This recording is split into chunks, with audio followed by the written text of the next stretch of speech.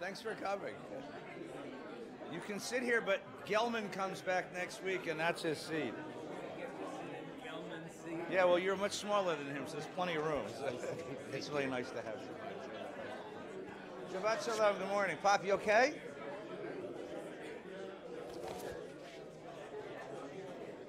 How you doing?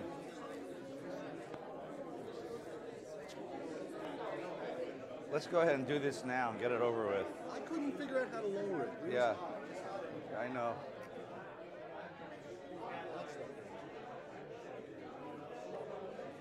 You have to turn it on. That's why the system's not on.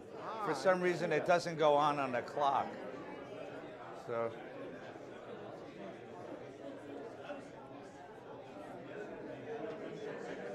Okay, good morning, Shabbat Shalom. Nice to see everyone, Shabbat Shalom. Welcome back, Torah Study, Valley Best Shalom. November, it's just June 2nd. June already, can you imagine this? My God, it's June. Welcome to June. Come in, make yourself at home, please. Air conditioning's working. Baruch Hashem. We will soon offer prayers for the Golden State Warriors and the Cleveland Cavaliers. Can you imagine scoring 51 points and losing a game? You gotta have Rahmanis. I mean, the man's as big as a mountain, but you gotta have Rahmanis. No? He reminds me, you ever watch one of those giant airplanes at the airport take off? I mean, they have this new one, the 380, which is double decker. It's as big as a house, as a building, and the thing flies. And you look at LeBron James, you say, no man that big could play basketball. Unbelievable. Ballet, it's amazing. Anyway, for those of you who don't know what I'm talking about, that's okay. We're delighted to have everybody. Shabbat Shalom. It's really good to have you here. Following our Torah study, of course, there's a service in the sanctuary in the Sher Lapati today. There's no bar mitzvah, just a nice davening together, a little bit of learning. And then lunch. There's lunch today. And then what else is going on? This is a quiet week because all the graduations are taking place. This afternoon, Mrs. Kaufman is celebrating the bar mitzvah of her grandson, Noah, at 4 o'clock. Yeah, you're all invited. No, don't. You can come daven if you want. Don't expect the part. Anyway, mazel tov to you. It's wonderful, really, really nice. And there's all kinds of graduations going on in the community this week. So we wish all the graduates, 6th graders, nursery school kids, they're the cutest. I've discovered, too, by the way, that graduations are inversely proportional. The most interesting graduation is the one from nursery school. The most boring is the one from law school, you know. It sort of like goes down from there, you know. In nursery school, they dress you up in a sparkly costume and you sing and dance. In law school, you stand there in a black thing accepting an oath. I mean, they should all be like nursery school. We should make law students put in sparkly costumes and sing and dance. And you have to listen to graduation speeches by people who think they're wise. It's kind of fun. As you go down the road of life. And you sing, what is it? As you walk through the storm with your head up high. What's the song? What's that? You'll never walk alone. There you go. It's a classic graduate, right? Is that the graduation song that yeah, there's it. It's beautiful. Anyway, good morning. It's nice to have everybody here. We are in the Torah. Do you have a chumash? If we not, we'll go buy some. We haven't. There's a couple here. Anybody else have? There should be chumashim. Okay. If you don't have one, we can send someone Stark to go get them. Okay.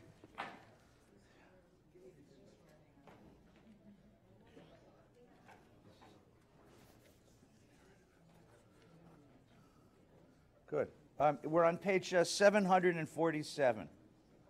No, that's not right. We're on bhaalotcha. We're on page 800. Somebody gave me the wrong page. 816, yeah. 816, 816. Ready? Interesting stuff this week. Good. The Lord spoke to Moses, saying, Vaydaber Adonai Moshe lemor. Speak to Aaron and say, right? Bhaalotcha, which means when you raise up. It says mount here, but that's not right. It's when you raise up. When you raise up et hanmeirot al mul pnei hamenorah. When you raise up the lights on the menorah. Remember, one of the accoutrements of the tabernacle was a 7-branch menorah. large 7-branch menorah. So he's told when you light the thing, when you actually use it, when you turn it on, when you light it, right? Let the 7 lamps give light at the front of the lampstand. And Aaron did so. He mounted the lamps at the front of the lampstand as the Lord commanded. And they say, and there's a little commentary in the Torah, Zemah Sem Menorah. This is how the lampstand was made. It was hammered work, hammered from gold, base to pedal, and the pattern the Lord had showed, so the lampstand was made. Just a little, just a quirk, right? Why this? Why this? Well, now use your imagination for a minute. You ready? Why this? Lighting lights. Lighting lights. You're going to light lights. Where else in the Bible are lights lit? Where does light come into the story here? At the beginning, in creation. It's the first act of creation, right? The world is unformed and void, and God says, Vayhi or, and there's or. God creates light. This is the beginning of part 2. Part 2 begins just like part 1 began with light, except this is different. Because in the first case, who made the light? And in this case, who makes the light? You do. You do. You're Aaron, the human beings. This is going to be your light. But this is, so what this is a signal to you that what we're going to be discussing is a creation story, but a different kind of creation story. In the beginning, we created a cosmos, a physical universe that was ordered, and a physical universe that was blessed by God because it was good. Physical universe filled with all sorts of resources and potentialities, and our job was to exploit and to use those potentialities, to live them. Now we're going to be talking about a different kind of creation. Now we're going to be creating a moral people. We're going to be creating history. And it begins again with the lighting of lights. Only this is a much more difficult kind of creation. Because, you know, asteroids and planets and galaxies and hippopotamuses and earthworms do what you tell them to do. People, not so much. Right? No galaxy ever said to God, "No, I'm going that way." But people, you shaved it off. You looked so good. You was such a good look for you. All right, next time. He had a beard yesterday. I know. I'm not embarrassing. I'm complimenting you. Whenever you are ready to look rabbinic again, it was. I'm sorry. But human. This is going to be the creation of a human universe. But the material of a human universe is different than the material of the physical universe, because the material of the physical universe doesn't push back. You create things and they stay that way. You know, human beings very different, very different. And so this is the opening. This is the sort of salvo, and then you get a couple of other little things about the final preparations for moving the sanctuary from the Levites, and a law about Pesach. The first time they're going to make Pesach, that's not Pesach, right? They're going to actually make Pesach. And then there's a law about something called second Pesach, which is a great idea, by the way. Pesach, you had to offer a sacrifice. What if you weren't in a position to offer the sacrifice? You were traveling, or you happened to be ritually impure for that moment because you touched something that was dead. So you can come back a month later and make a second Pesach. I think it's a great idea. I want like a second Hanukkah. What I really want is a second anniversary, because when I forget the first one, if she doesn't kill me, I can come back a month later and say, "Happy anniversary, honey," you know? And she'll say, "Oh, you remembered this time." What? What happens if you get the second one? Then you die, you know. then you die. And now we're going to begin. Now we're going to begin the journey, and the fun part of this is, look at page 800, where am I here? 823. We're going to skip around a little bit. 823. Where am I here? 1011. Yeah, the very bottom of page 823. You see the very last line? So it says, in the second year, on the 20th day of the second month. Right? So write that date. Right? It's 20th day. So it's 02 2002. That's the date. From the Exodus from Egypt. That's when the journey began again from Sinai to the Promised Land. 2002. Everybody get that? Did you hear the symbolism there? Right, good. Second part. This is the journey. Now we're going to begin the journey. So we left Egypt, we crossed the Red Sea, we got to Mount Sinai, we spent 2 years at Mount Sinai, and now we're ready to begin the journey. It's 022002. We're going to begin the journey, and this is going to be the creation story of a people. Now the journey begins. Okay? Billy.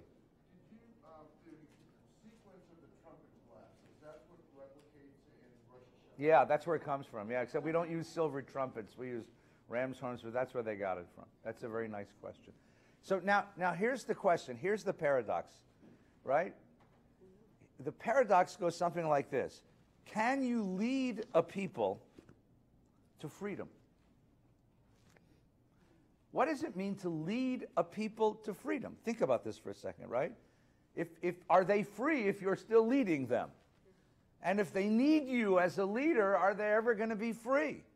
And what's the relationship between a free people and its leader?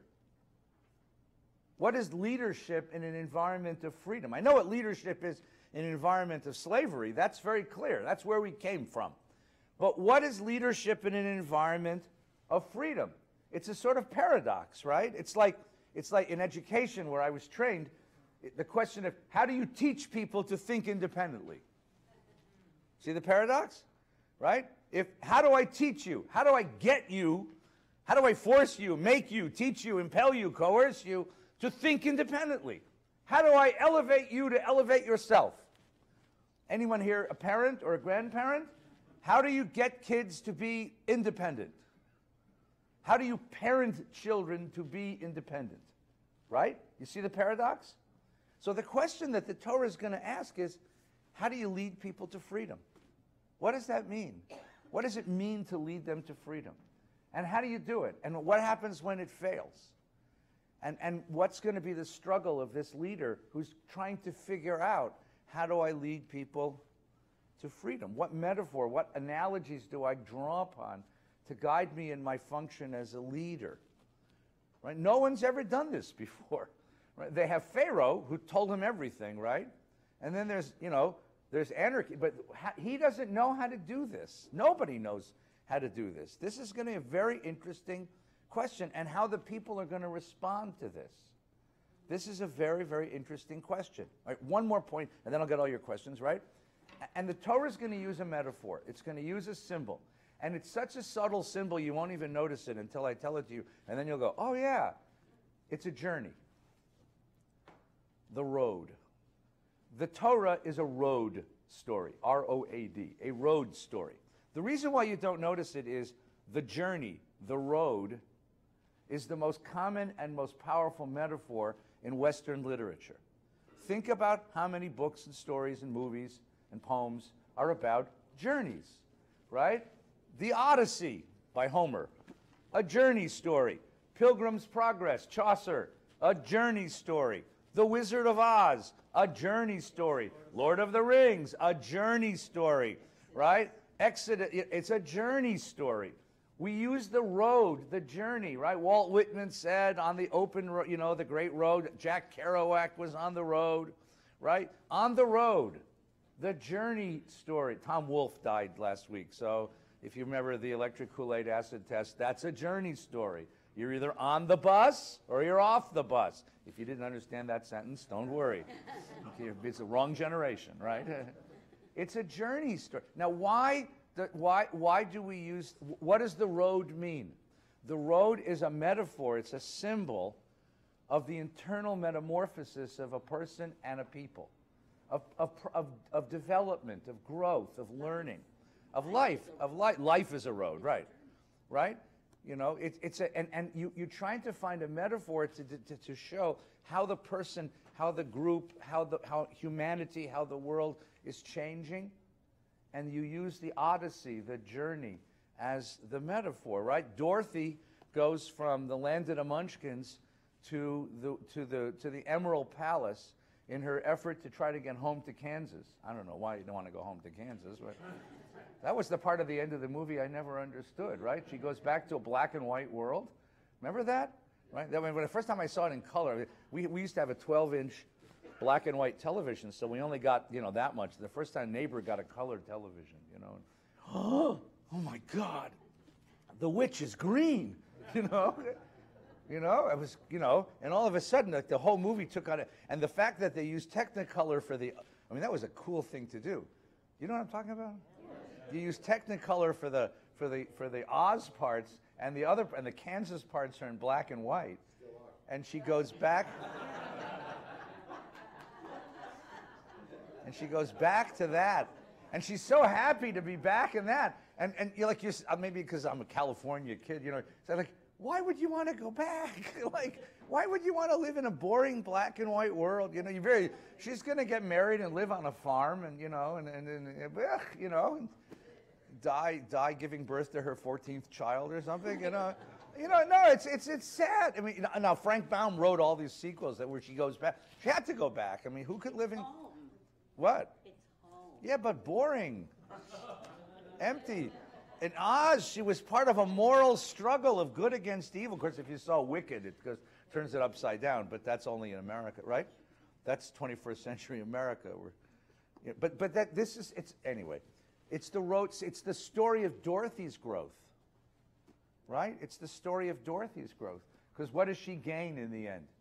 She gains what her three companions teach her, right? She gains mind and heart and courage, right? She gains what her companions give her. She grows, right? And the question is, do you grow? How do you grow along the journey? The journey becomes the symbol. So the question is, how do I take a people from slavery and bring them to freedom? What is the role of the leader? Can I lead a people to freedom, or is that inherently paradoxical? George, please. It's kind of interesting when you look at immigrants. Uh-huh. If you're born in a country which is not free, Yeah. It's not automatic that you understand what freedom is. Yeah. When you look at an immigrant who goes into that supermarket and tries to make a decision of how to choose a toothpaste. How to choose a toothpaste.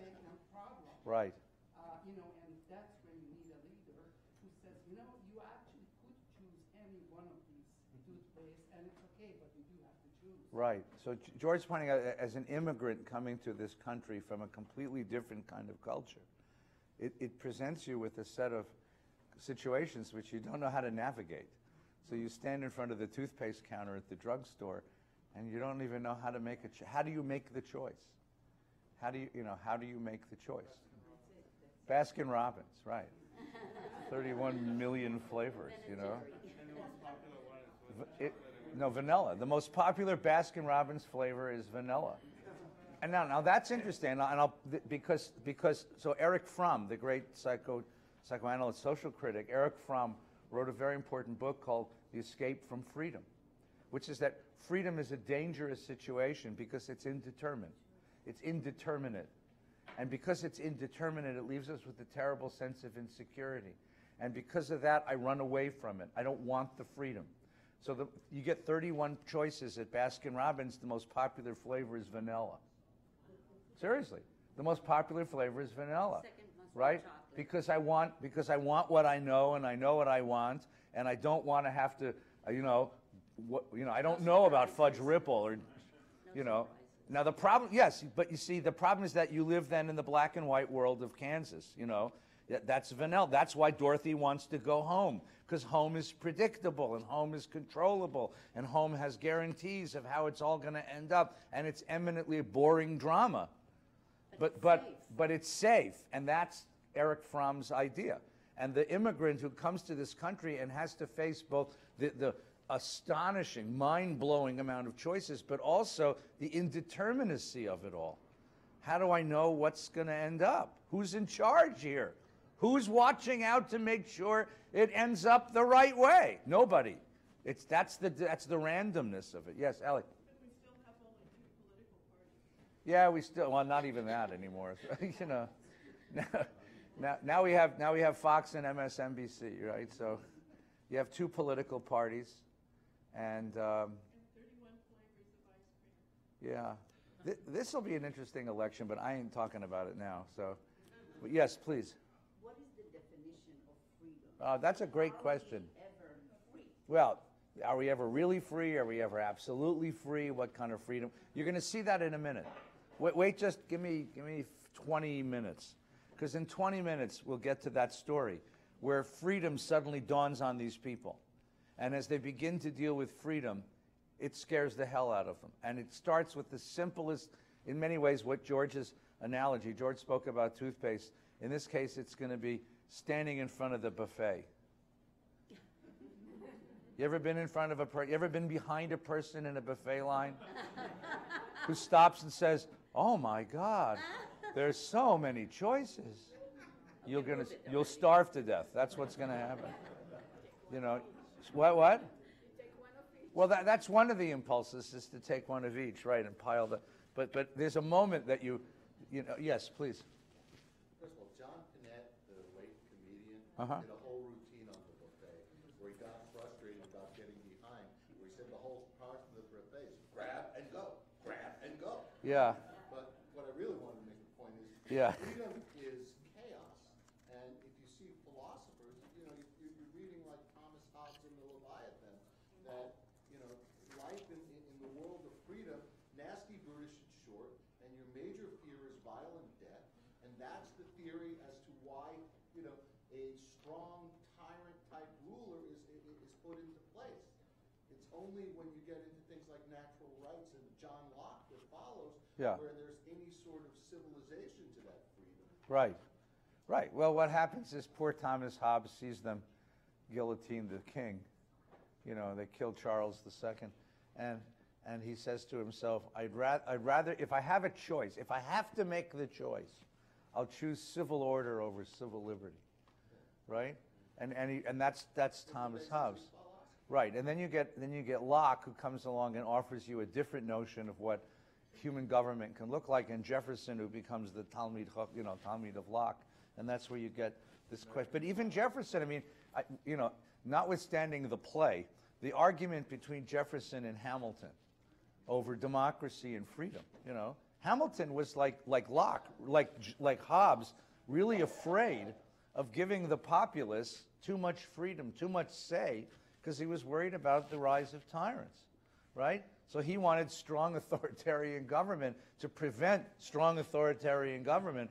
So let's get into the Torah, though. Ready? Take a look on page 821. You ready? Buckle your seatbelt. We're about to begin a journey. 821, chapter 9, verse 15. I want to set the scene for you, right? So you have the camp of Israel, which is built in a square, okay?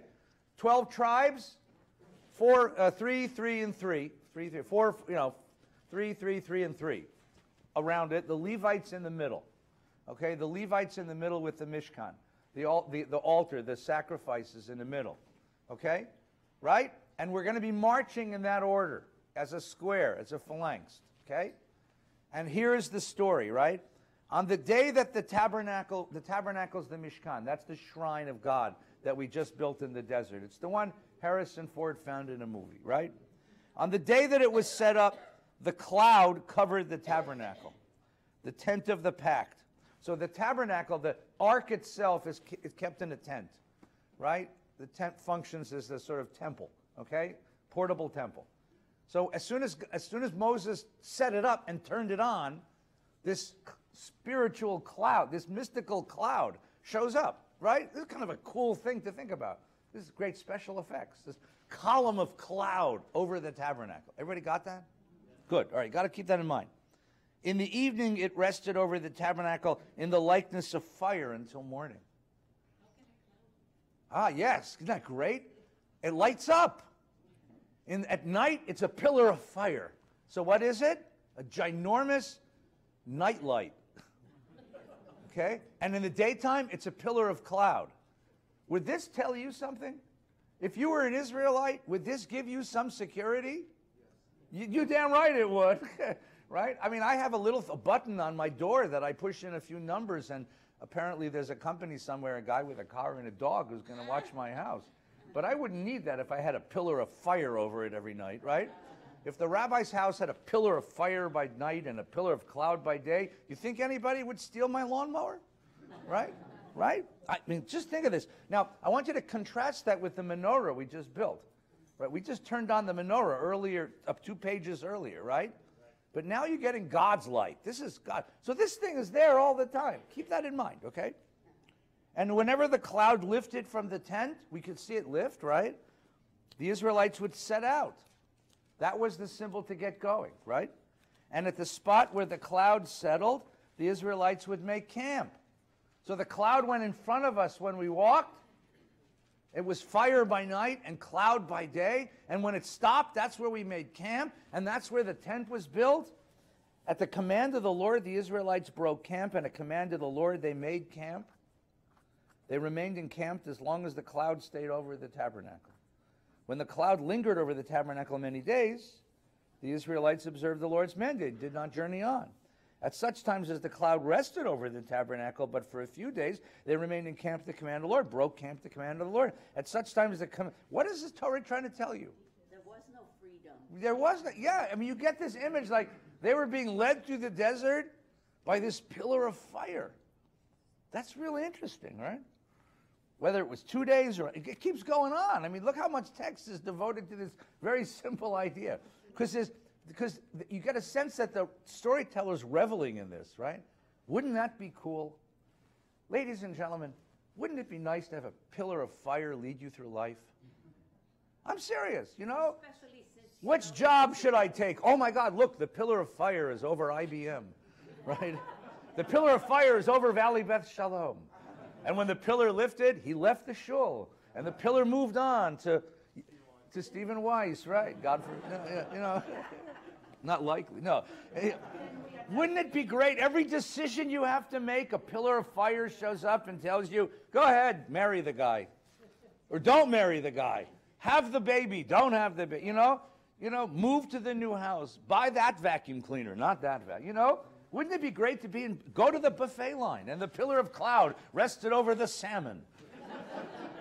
No, seriously. I mean, the image is so wonderful. I want God to tell me what to do, what to choose, right? It's like one of those evangelists that says, he has a problem, so he prays on it. You ever have a colleague who told you that? I had this beautiful soul, this beautiful guy's a minister, and he told me, Ed, I had this terrible problem in the church. I said, what'd you do? He said, I went and prayed on it. What happened? God showed me the way. And he says to me, Ed, do you ever pray on problems like that? I said, hell no, I ask my wife, She tells me what to do, And he looked at me like I was crazy, like, really? No, come on, of course I do. It never occurred, but and I'm not kidding, this is his spirituality, right? I didn't know how to solve, so I asked the Lord. And God told me. I'd be scared if God told me. But this is the image here. Do you get the image now? So we have two different, I want you to see this as two opposite stories. Because I think that's what the Torah is trying to get us to, right? In the one story, who lights the light? We do. We light the light. In the other story, there's this pillar of fire wherever we go, telling us where to go. The question is, which system is more likely to produce free people? How are we going to get free people? That's the question. That's the struggle that the Torah is trying to get us to. Yes, please. We have so many Jewish sects that depend upon what the Rebbe says. And they don't have to think, and they don't have to figure out themselves. Why? Why? Why don't they look at the freedom and they give up their freedom? Because they prefer to live with a pillar of fire in front of them instead of lighting the menorah themselves. Because there's tremendous security and certainty in somebody who you believe is closer to God telling you what to do. No, there is. And listen, I have friends who live in that world. It's a beautiful life. It's easy. Now, it's not easy. It's not easy because sometimes they tell you to do stuff you didn't want to do, right? They do it. No, sometimes they do and sometimes they don't. the motivation is I live with a sense of certainty. I live that what I'm doing is part of a larger drama, and I'm playing my role in that larger drama. I'm bringing redemption to the world by acting in the way that I act, right? I asked my cousin's wife. My cousin, so I asked him, I was talking to the community, and I did talk to some of the women. You bright woman, you went to college, you like being at home with 12 kids? And she said to me, without any hesitation, I'm doing my part to heal the Jewish people after the Shoah. Wow. No, she believes this with all of her heart. Now, I admire that. And that's not for me. I couldn't be a mom to 12 kids, right? But the idea that I'm playing my part in the large cosmic drama of the redemption of my people, of the redemption of the world. And the Rebbe assures her that she's doing this. The Rebbe is the symbol that her life matters, that she's increasing Torah in the world, right? I mean, you understand, this is a beautiful way to live your life. Now, the opposite is you make your own decisions. You light your own menorah, right? You make your own decisions. And you spend your whole life wondering, does my life matter? Am I making the right decisions, number one? And does my life have significance? Does it matter? And we search for that significance. We search for it in the lives of our children. We search for it in the community that we live in and support, the charities that we take up as our causes and contribute to, right? We search for it there and we invest ourselves there, but we don't have the same sense of security that the very Orthodox cousins and uncles and aunts and brothers and sisters have. So I don't know. It's a very wonderful question. But I mean, I'm not endorsing that lifestyle. I understand it. Now, I think you do as well. I think there's a dignity in making my own decisions. I think that's what adulthood is about.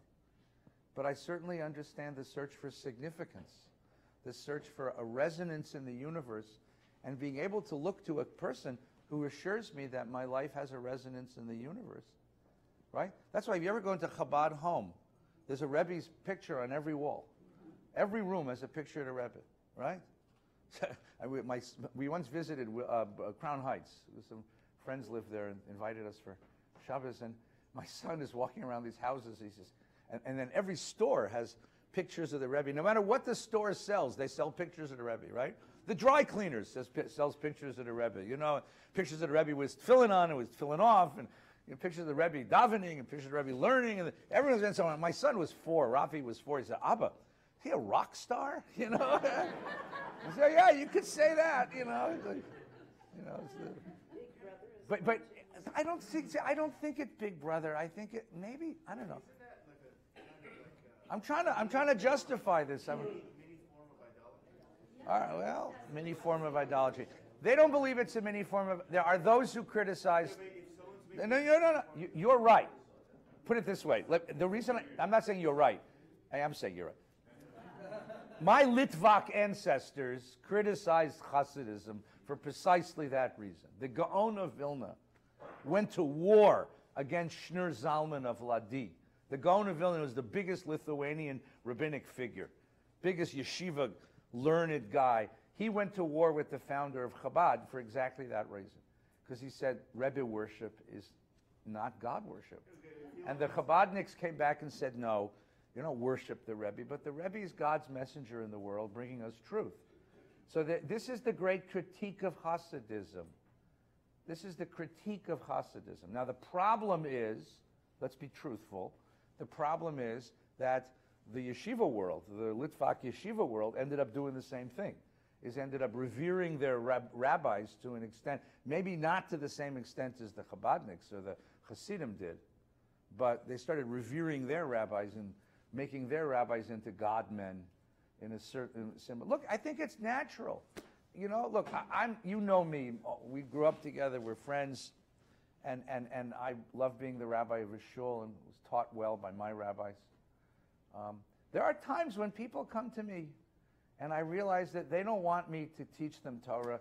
They don't want me to get them to think for themselves. They want magic. They want a blessing.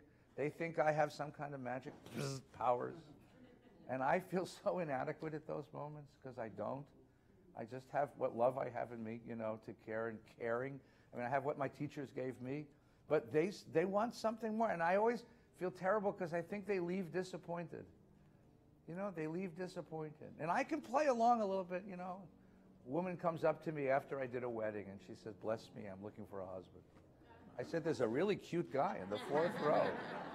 Right? There's a really cute, I know him and he's got a good job and but she wants a blessing. So what am I going to say? No? So I give her a blessing. And I know that it's a magical transaction that I don't really countenance. I don't really agree with it. But she needs something, and I'm going to try to, at least in my terms, telling her that I care about her. I mean, but they want magic. People love magic. I got lots of questions, and we haven't even gotten into the Parsha yet. I got a juicy piece of Torah to teach you. Yes, please. A couple ideas. First, I think it all depends on the definition of freedom. Yes. We're going to see that in a minute. Right. And yes. People coming out of slavery Yeah. don't want that much absolute freedom. That's what George was saying before about coming as an immigrant from a country where there wasn't the same kind of freedom. Depend on to show the way. Yeah. I think that's exactly true. But I want to just tweak it just a little bit, if it's okay. I think that this is not only about people who come out of slavery. I think this is about all people. I think in all people, there is a fear of freedom and a desire for freedom. And isn't that the first step towards democracy? Democracy offers us an amount of freedom. And it also recognizes this paradox of a fear of freedom and a desire for freedom. So Ellie said before, we only have 2 political parties. I mean, think about that for a minute. Why shouldn't there be 10, like in Israel, right? I mean, but the idea that we don't want too much freedom. Too much choice is difficult because then you stand in front of the toothpaste counter, trying to figure out, or the buffet line. You see. I mean, think about it. Those of you who have raised children, this kid hits, early adolescence, and they want so much to be on their own, and they are so terrified of it, right? So my daughter says to me, I want to go to this party. It's on Saturday night. So I ask, okay, who's going to be there? All my friends, all the kids from school. Dad, they're good kids. I said, yeah, what grown-ups are going to be there? Well, my friend's parents are in Europe. But her 16-year-old brother is going to be watching. Oh, yeah. I said, oh, great. I'm sending you to a house with how many kids? And a 16-year-old is going to be out there? No way. So she has, the typical tantrum. I hate you. You're the most terrible parents who ever lived. I hate you. Why was I born in this family? Go to everything. She starts to go ahead and slams her door. So I turned to my wife, and like we say, you'll see this is coming to you soon, right? And I say, am I a bad parent? Did I do the... No, I think you did the wrong thing. Let her cool off, and then you'll go talk to her, right? So you wait a half an hour, and then you slightly knock on the... You ever do this, right? You knock on the door, and you say, can I talk to you a minute? And you say, sure, Abba, come in. And you sit down on the bed. You say, listen, I'm sorry about the party, but... Oh, it's okay. I didn't really want to go anyway.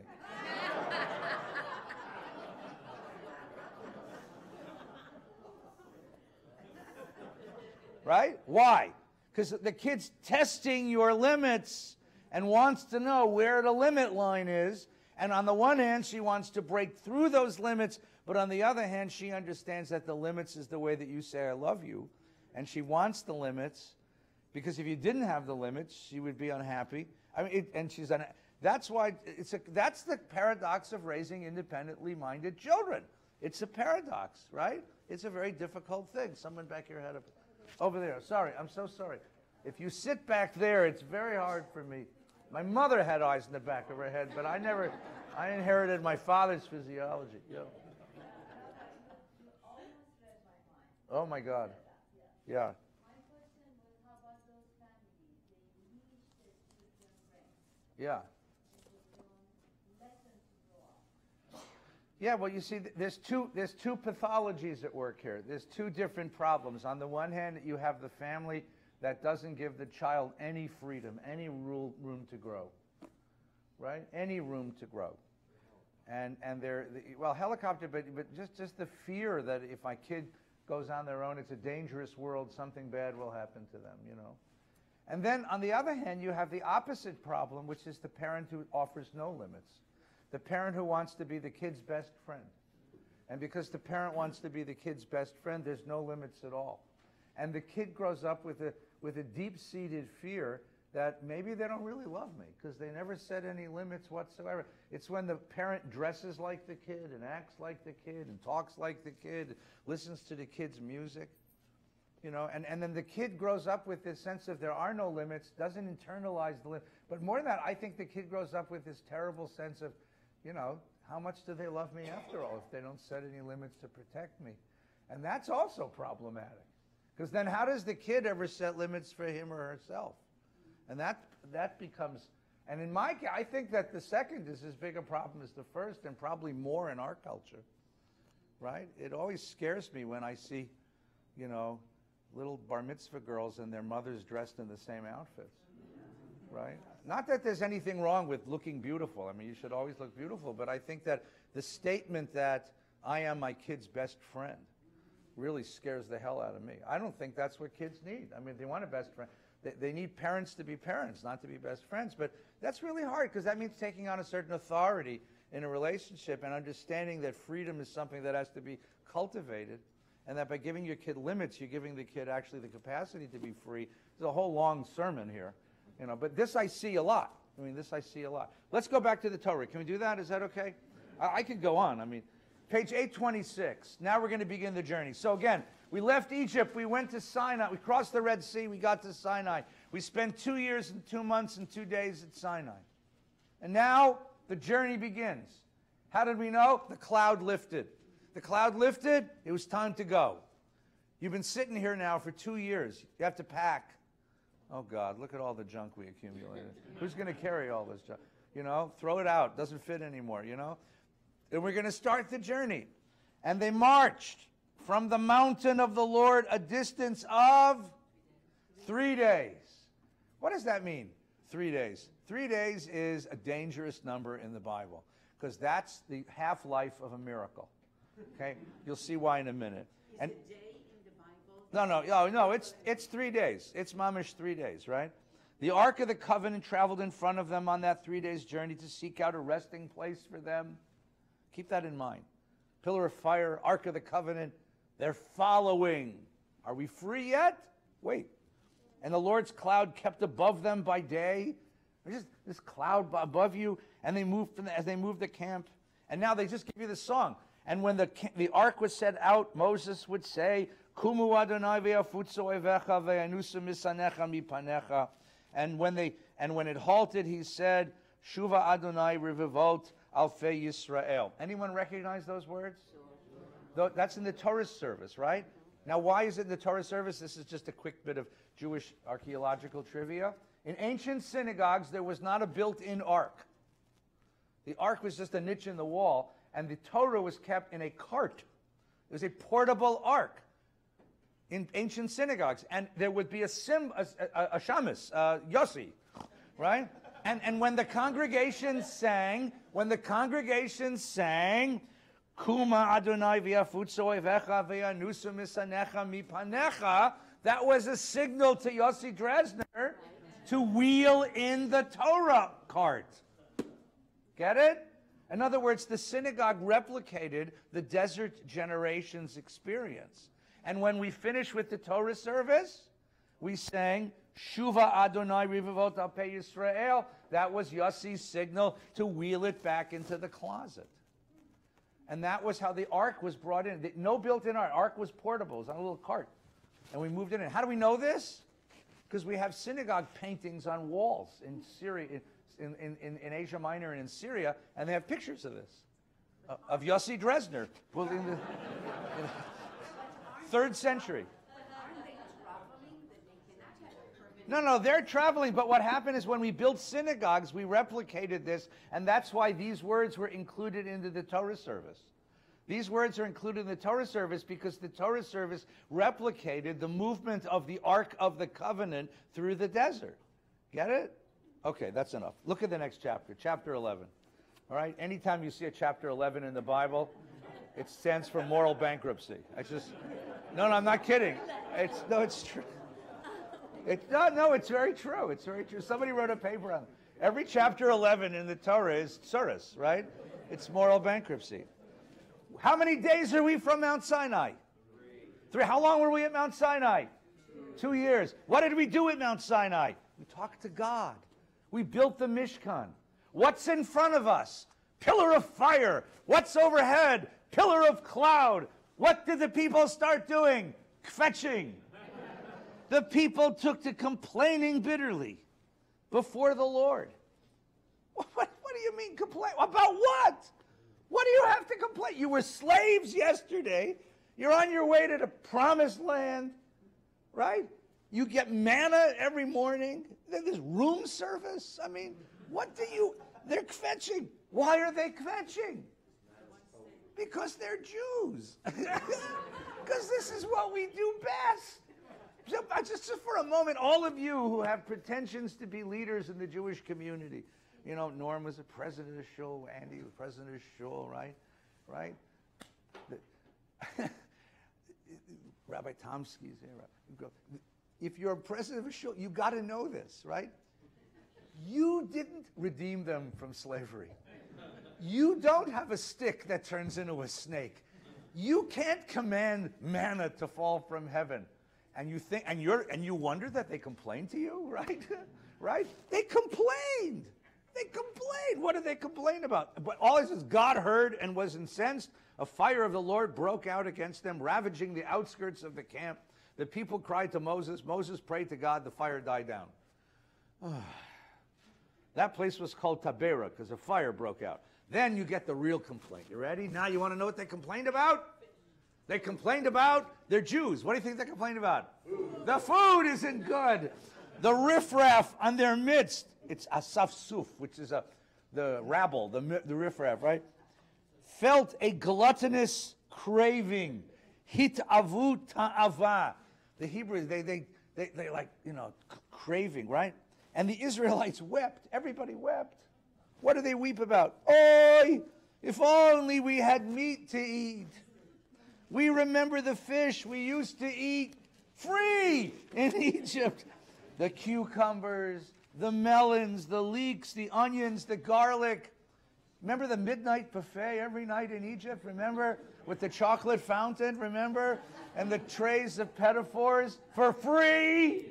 The sushi we fished out of the Nile for free. You remember what it was like? You remember the party? How long are they away from Mount Sinai? 2 days. How long were they at Mount Sinai talking to God? 2 years. What do we get here? They're not changed. They're not changed. Listen, now our gullets are shriveled. There's nothing at all. Nothing but this manna. So it's interesting. It's not that they're hungry, right? They have food. And by the way, the Torah then puts in this little explanatory note. This is like a little travel guide note. Oh, by the way, manna. Now the manna was like coriander seed. Its color was like bdellium. And the people would go about and gather it and grind it between millstones or pound it in mortar or boil it in a pot and make it into cakes. It tasted like rich cream. So in other words, manna, how did you get manna? Did you have to work for it? No, you just went out in the morning and it was there. And what could you do with it? Anything you wanted. Chocolate chip manna, peppermint swirl manna, 31 flavors of manna. It tasted like anything you wanted it to taste like. Magic food. It's no, tofu. It tastes like a sponge. Yeah. And when the dew fell at night, the manna would fall apart. So they're not hungry. It's not that they're hungry. What are they complaining about? They're not hungry. They want variety. They're bored. They're bored. They're bored with the food. Chicken soup again? Yeah, right. We just had that last Right. It's the kid on the cruise ship sitting there going, oh, what, another chocolate fountain, Oh. Now, stop a second. What's going on? How do you interpret that? What's going on? They're bored. They're complaining. Now remember, who are they complaining to? The guy who follows the pillar of fire, right? I mean, there's a pillar of fire in the middle of the camp. Go ahead, complain. Go ahead. I mean, you just got to, you got to understand this, right? You got to think of who they are. And they're complaining. Now watch what Moses did. Moses heard the people weeping, every clan apart, each person at the entrance of his tent. And the Lord was very angry. And Moses was distressed. Right? That's a very funny line. God was angry and Moses was distressed, right? Right? We used to take car trips when we were kids. There's 4 of us, and Dad would throw us in the back. 2 of us in the back seat, 2 of us in the back part of this. In the old days, you had station wagons, and you threw the kids in the back. And of course, we'd start fighting with each other. And there's my mom and dad in the front trying to have 5 minutes of freedom because they're not working. And we would start yelling at each other, fighting with each other. And it would be, you're like, who are we going to get angrier first, mom or dad? Right? Mom had this amazing ability. She could drive the car with one hand, reach back and smack any one of us with the other hand. It was like Mr. Wonderful that her hand, like all the way in the back of the station wagon, whop! You know, it was like this amazing thing, like, don't get mom mad. Make sure it's dad, you know, because he'll just get angry and drive faster, you know. It was remember mom, she had this amazing ability. It was so Moses says to God, listen to this, it's just wonderful. Why have you dealt ill with your servant? Your servant means me. So read me when he says your servant. Why have you dealt, you, God, why have you dealt ill with me? So who's Moses? The people complain to Moses. Moses is upset. Why is he upset? We don't know yet because hasn't revealed it yet. But he starts complaining to God, right? Why have I not enjoyed your favor, and you have laid the burden of all this people upon me? Now listen. Did I conceive all this people? Did I bear them that you should say to me, carry them in your bosom as a nurse carries an infant to the land that you have promised on oath to their fathers? Where am I to get meat for all this people when they whine before me, saying, give us meat to eat? I cannot carry all this people myself. It is too much for me. And then you get this amazing statement. If you would deal thus with me, kill me. You've heard of death by cop? This is death by Lord, right? Kill me, rather, I beg you, and let me see no more of my wretchedness. And the Hebrew is very interesting. The Hebrew, the last line of that paragraph, you can read the Hebrew, right? Right? Hargeni na harog, which is a very strong way of saying, off me now, kill me now. Imatzati chen be'einecha. If you have any regard for me, then let me die now. Ve'al ere bera'ati. Al ere, I will not see ra'ati. Ra means evil. My evil? What is he talking about? Now Rashi, the Rashi commentary says, it should have said ra'atam. I don't want to see this people's evil anymore. I'm sick of them. But he doesn't say ra'atam. He says ra'ati. Yeah, maybe either what I'm about to suffer or what I'm about to do. It's when one parent turns to the other and says, don't let me hit the kids, hold me back. Or I don't want to live this life anymore. He wants to die. I mean, let's take this seriously. It's not just a statement of frustration. This is his prayer. Kill me. I don't want to see this anymore. Now, what's wrong here? Why does he respond that way? They whine to him, give us meat, give us vegetables, give us free food like we used to have. And what does he immediately do? He takes it seriously because the metaphor that he's working under, the analogy, the model of his leadership is what? Parental. And he says to God, what am I, the father of this whole people? Actually, he says, am I the mother of this whole people? He says, they're like nursing infants, and I'm the nurse. It's a female metaphor, by the way. It's the child who wants to nurse, and the mother has no more milk to give him. Right? They're sucking me dry. That's his language. But the metaphor is a parental metaphor. If I adopt a parental metaphor for leadership, right? If I think of myself as a father to the flock, father to my children, right? Then he's responsible for everything. He's responsible for everything, right? What should he say to them? What do you say to your kids when they say, oh, God, steak again? What do you say to your kids when they complain? They live in the land of luxury, live in Encino, California. Oh, my God, you make me drive to school in a 2-year-old Lexus, you know? What a horrible parents you are. What do you say to the kid? What do you say to the kid? Grow up. Why doesn't Moses say to his people, you want to go back to Egypt? Go back to Egypt. You want to be slaves? You want your children thrown into the... Go back. Why does he assume it's his responsibility? You see the problem here? This is Moses' mindset. He thinks he's responsible for them. They start complaining. He internalizes the complaint as if he has to actually make it right. He actually has to make it right.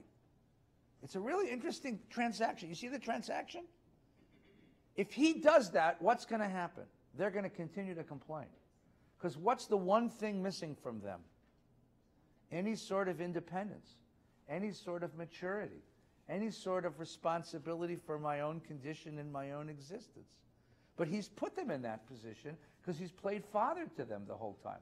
If you play father to people, they react like children. If you play father, they react like children, right? If you put a pillar of fire in front of them, they're always going to be dependent on that pillar of fire when they have to make a choice. This is the mistake. Neither God nor Moses knows how do you nurture a free people. That's the problem that Torah is now wrestling with. How do you lead a people to freedom? See the problem? Everybody see it? And if you adopt the parental metaphor, that's not going to work. That's not going to work. All right, let's get some comments. Yeah, please. Marshall, you start. The commentary said that one thing about food is not about the food, but regarding against God's providence. Yeah, because you have this pillar there telling you I'm going to take care of you and give you everything you want. Right? The person who says I'm going to give you everything you want, right? That person's going to get complaints when they're right. When you don't get everything that you want, right? That's what the thing that the commentary points out is the notion of the word in Hebrew is chinam. It was free. We ate fish and it was free. I mean, just think about that. Chinam, free of charge. It's no charge. You know, there was this. Egypt was a party, right? We talked about this once before, right? People have nostalgia. It doesn't matter how bad it was. It's always better than it is now, right? It doesn't matter if you live in Encino, Fairfax was paradise, right? And when you lived in Fairfax, Boyle Heights was paradise. And when you lived in Boyle Heights, Philadelphia or Newark or New Jersey or Detroit was paradise, right? And when you lived on the Lower East Side of New York, Hungary was paradise or Romania was paradise, right? Like my friend Herschel, I love Herschel. And he sings those beautiful Yiddish, bells, my shtetela bells, my little village bells, right? Where the anti-Semitism killed us and tuberculosis and, you know, I mean, starvation. We didn't leave those places because we loved Chevrolet baseball and apple pie. We left because they were trying to kill us. My state, Romania, Romania, Romania, Romania, Romania, Romania. With anti-Semitism so vicious, it embarrassed the Nazis, you know? I mean, this is the nostalgia. But so now here we are in the desert, 2 years out, and all of a sudden we have nostalgia. Egypt, Egypt, Egypt, Mitzrayim, Mitzrayim, Mitzrayim was such a lovely place. We had of course they were slaves.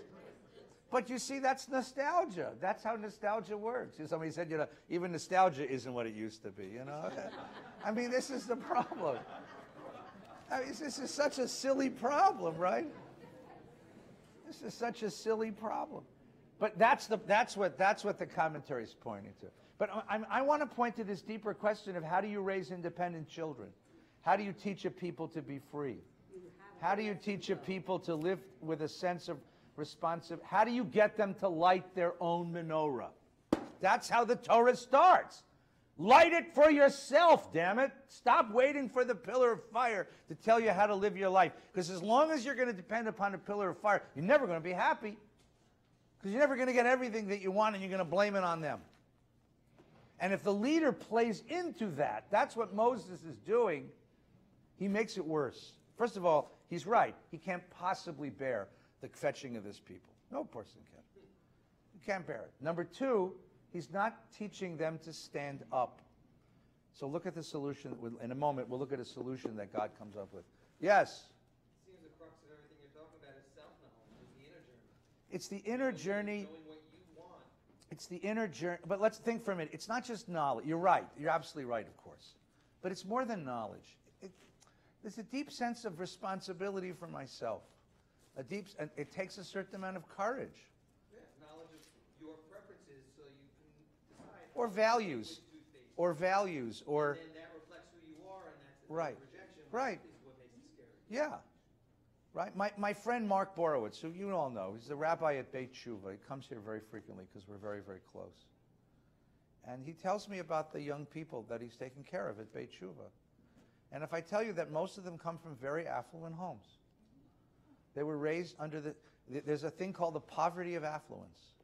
When a child is raised and gets every whim immediately fulfilled, every desire immediately fulfilled, doesn't have to work for anything, something happens to the soul of that young person, right?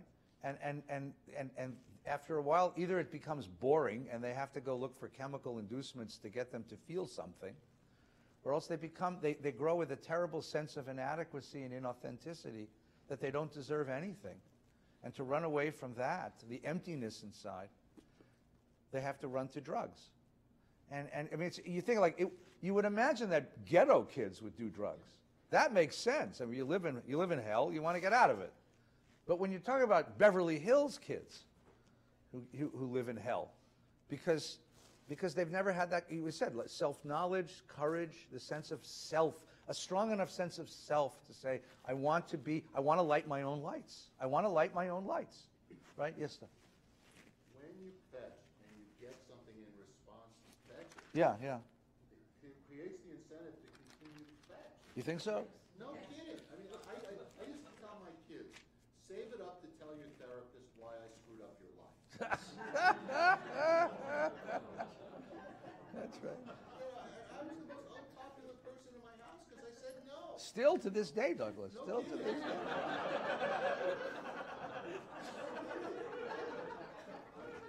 Yeah, man. The idea that, unlimited, and when you're nostalgic, one of the things that I would tell you is that my parents had to work harder to get where they were in life than I did. Right. And so I'm sort of nostalgic for what, for how they had to accomplish. Okay. You grew up as the son of your father. Yeah. You had to work a hell of a lot harder to get to where he was in life than, than what he handed to you. Yeah, that's true. Yeah, when I first went to Israel, I went to the shop to say goodbye, remember? I went to the shop, so I go to the shop early in the morning to say goodbye, and I give my dad a kiss, and as I'm walking out of the shop, one of the bakers asked me, Bert, how come your son gets to go live in Israel and you have to be working here? And you said, because he has rich parents and I don't.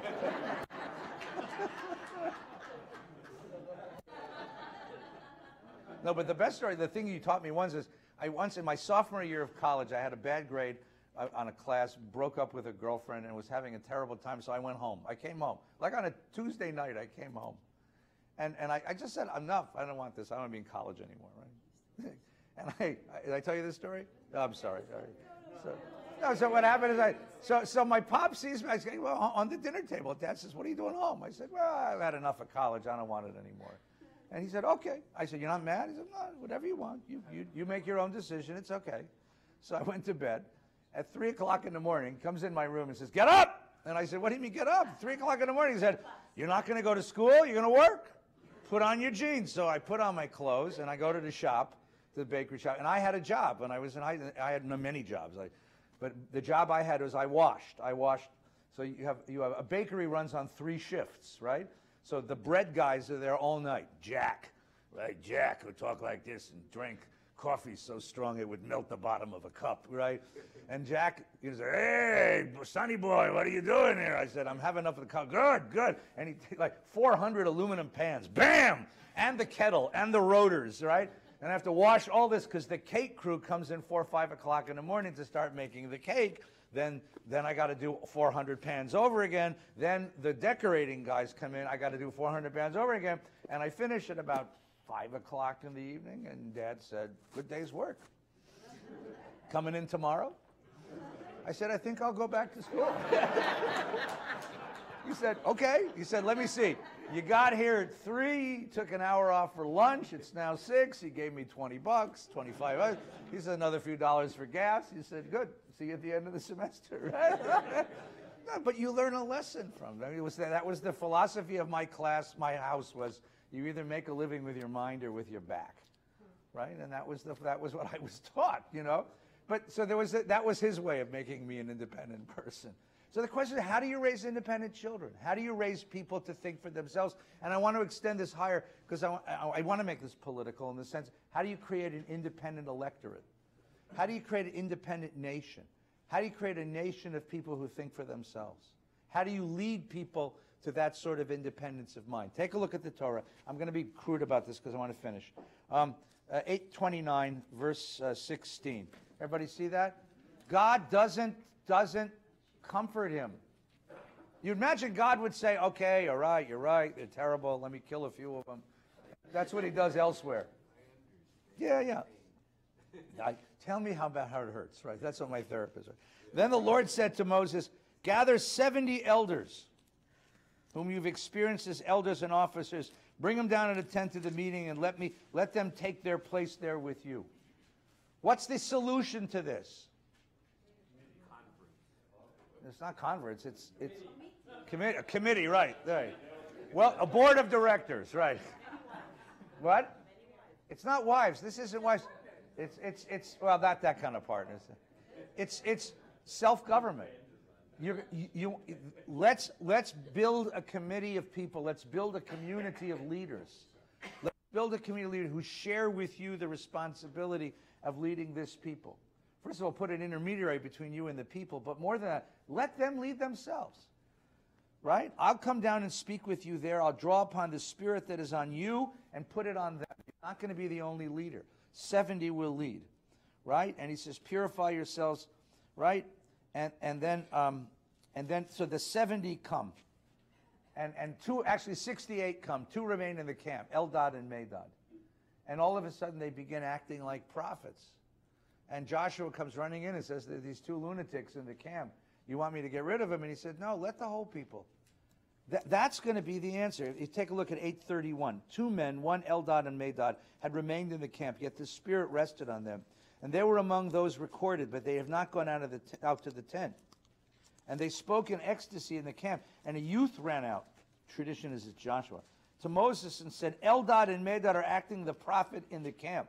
And Joshua, Moses' attendant from youth, spoke up and said, my Lord, restrain them. Joshua, who was jealous for Moses' leadership, Moses' authority, said, don't let those 2 guys challenge your authority. And Moses, who suddenly gets it now, offers it. You see now the paradigm change, right? Are you wrought up on my account? You're worried about me, he says. Would that all the Lord's people were prophets, that the Lord would put his spirit upon them. And Moses re-entered the camp. Let them all be prophets. In other words, he realizes now the mistake he made. The metaphor of father to children only produces further dependency and kvetching. It's never going to work. What you need to do is get all of them to say, I'm the leader, I'm a leader. They'll all be leaders. If they all take upon themselves the spirit of leadership, which means they all take upon themselves responsibility for the direction we're going in, which means we don't need a pillar of fire because we light our own lights every night. That's how the Torah portion began.